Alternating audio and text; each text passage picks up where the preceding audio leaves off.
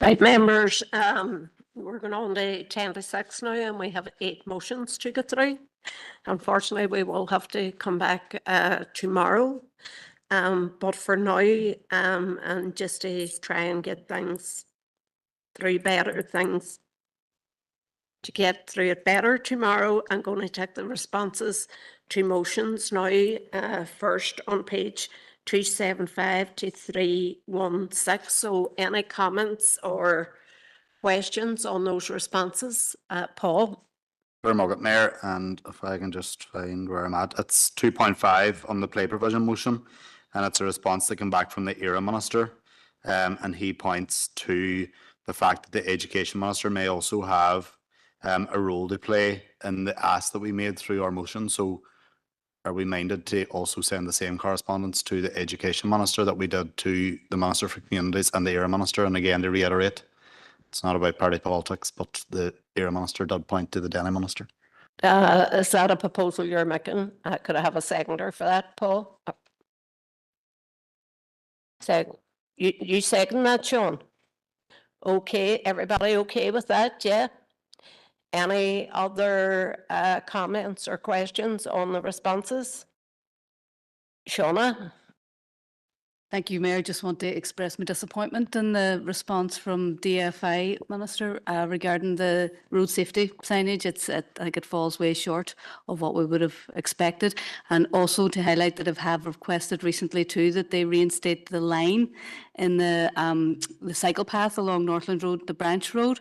Now, I think that's very important because there's people walk that every day or run it. A lot of people wear iPods and headphones are on their devices. And I've seen quite a number of near misses where cyclists and pedestrians or joggers have collided. So I think that's a very important issue. And I don't think it'd be that expensive to, paint a white line where it's needed. And the response today from them was that, no, it's not priority and it'll be put on a list and it'll gather dust probably somewhere down along the line. So I just want to express my disappointment, both this response and the response from DFI on the cycle path painting as well too. Thank you.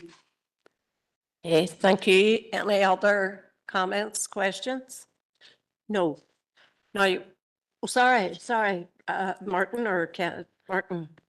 Thanks, Mayor. No, just agree with Councillor Cusack's disappointment about the response from the Minister for Infrastructure. I'm sure many of us were aware that during the week we had a TransLink bus get stuck going down Fountain Hill and created a huge amount of disruption for local businesses and everyone else who uses Spencer Road on a daily basis. Some of the signage on the way to Fountain Hill alerting motorists and drivers of large vehicles that there is an issue with the gradient and that they should not be using that route is affected by the motion that Councillor Cusack had tabled in terms of the glare and dirt that is on some of that signage. So it is really disappointing that the department are not seeing the importance of having those signs adequately cleaned. This is something that we in the SDLP have picked up with the department directly through Sinead McLaughlin MLA, but it's just to put it on record that not having adequate clean signage has huge implications for road users right throughout the city and district. Thanks, Mayor. Just on that, Martin, I think the response to the letter was sent that if a sign was, if it was deemed to be a health hazard, to the point that I think that would be, then it would be seen to and addressed and cleaned. So, I do think that was what was on the letter.